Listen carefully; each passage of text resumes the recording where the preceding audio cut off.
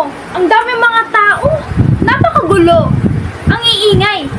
Oy, kayo mga paslo ba mga Indio? Hindi niyo ba ako igagalang? Hindi niyo ba ako nakikilala? Ako si Doña Victorina de los Reyes de Espadaña. Tingnan ninyo ang kolorete sa aking mukha. At ang magagara at mahahabang kasuotan na tila lamang ginawa para sa isang mestiza. Kaya kayong mga Indyong kasing itim ng ita, dapat igalang ninyo ako. Naaalala ko nung kabataan ko pa, marami ang manliligaw at namamangha sa aking kagandahan. Ngunit itinabay ko sila kasi naman, bakit ako magpapasakal sa isang Indyo? Hindi ito maaari. Bata pa lamang ko, alam ko na may ikakasal ako sa isang Espanyol. Ito na nga aking dream boy na si Don Tiburcio de Espadaña. Oo, di siya ganun kayaman.